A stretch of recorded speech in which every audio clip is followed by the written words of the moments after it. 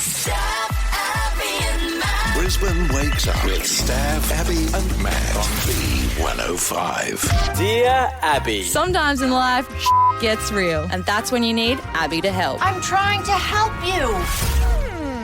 If you've gone through this situation, we'd love to hear from you, because even I was trying to look it up from a legal point of view. And it's always but, however, depends, get legal advice. Same as Google tells you everything's cancer. Wow. Don't Yes, Google wow. it. But if you've gone through this, we'd love to hear from you. And it's all about buying a house, I guess, by yourself. Right. And then maybe having to share it. She has written, Dear Abby, I'm about to make what feels like the biggest step in my life so far, buying my first place all by myself.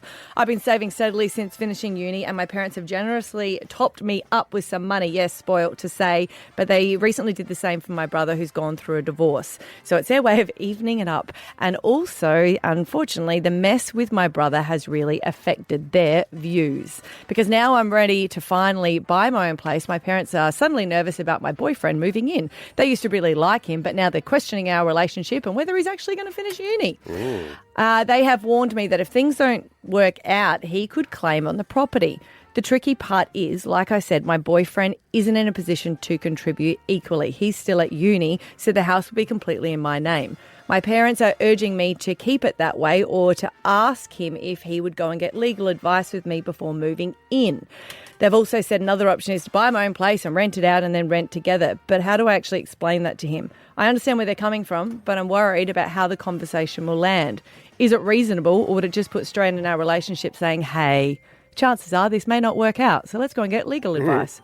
Has anyone gone through this? Yes, I've put everything in ChatGPT. But it all, that's what I was saying, depends.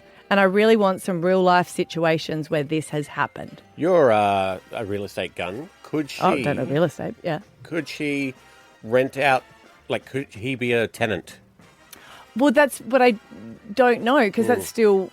Well, they're in a relationship. They're in a de facto relationship once they live together. Yes, even though you're putting them on a lease as like a tenant, you're still sharing a room, right? Guess so. I'm not 100% sure. And don't I always see- thought it was like 2 years, and I don't know if that's still the standard, but I always thought 2 years together, and then whatever you have is also theirs.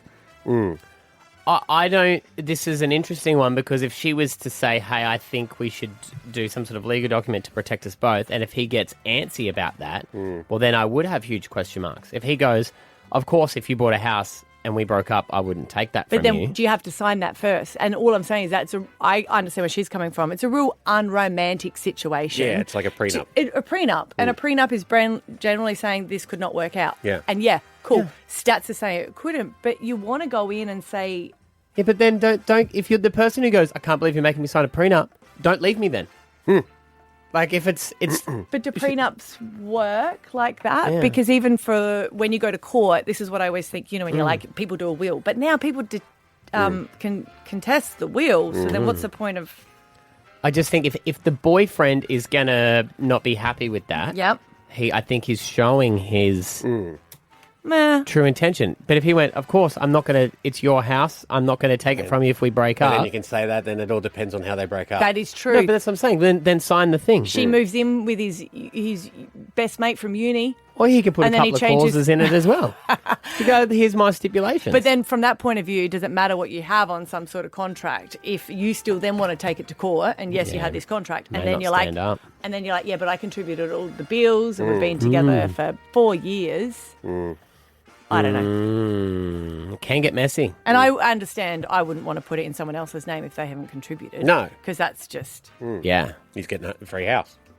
I guess it's that romantic idea where you want to not have to have those conversations because, of course, we would be together all the time. My dad didn't want me to buy a place with Scotty because he was like, oh, I really want you guys to get married first or engage first before you move in.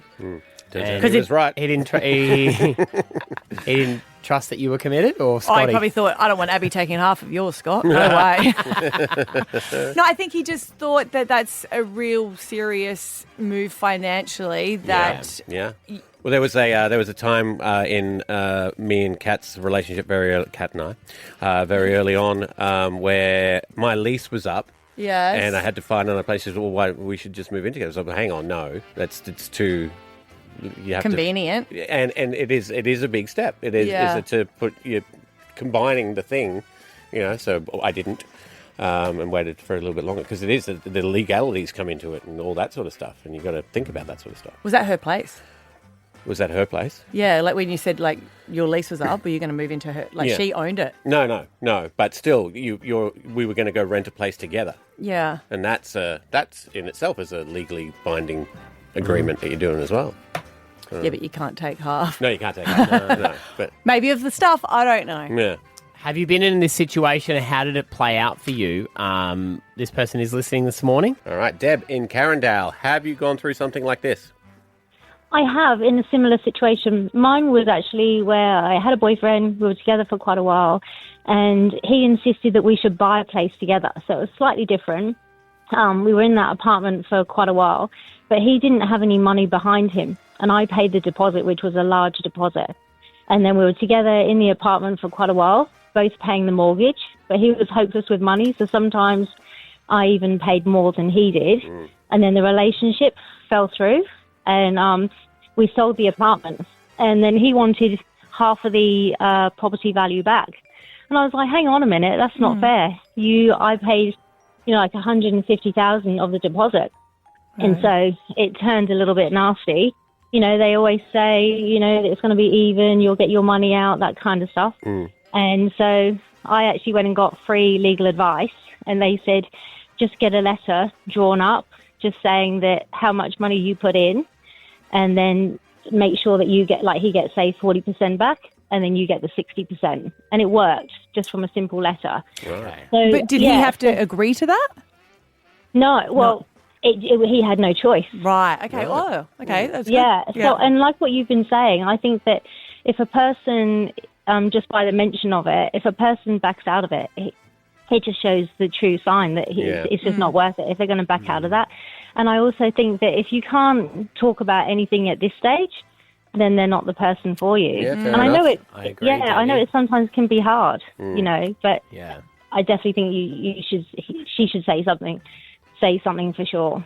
At the end of the day, if he goes, sure, you do this and it's your house and it works out and they get married and everything like that, it can only be of benefit to him. The That's only true. time he misses out is if the relationship falls through. Totally. So because it's a gain. It's a gain for him. But it often people think, because I've had other family members where one person owns the house and then the other person doesn't, and everyone's going, and if the relationship's not good, everyone's going, you should pull out, get rid of them, they can take you for half of what you've got. And it often isn't that case, because I used to work for the Premier's department, like justice, criminal justice and all that kind of stuff, and people think that it's so easy, someone can easily take you for half. It's not always the case. Yeah, see, I think I always had that old-fashioned view, which I'm guessing by this situation, the parents think as well. Yeah, that's a good point. probably changes too once children get involved, but that's a whole other kettle of fish, I guess. Anonymous in Chermside, what's your situation with this? Hi guys. So I have just recently gone through this at the beginning of the year. I was fortunate to be in a position where I could actually purchase my house outright by myself. I've been with my partner for 8 years. We're actually engaged. We just choose to live separately. We both have kids from previous relationships. Right. My dad also brought up the same concerns. Should we move in together? Apparently it's just like 6 months and we could separate and he could have taken half of everything.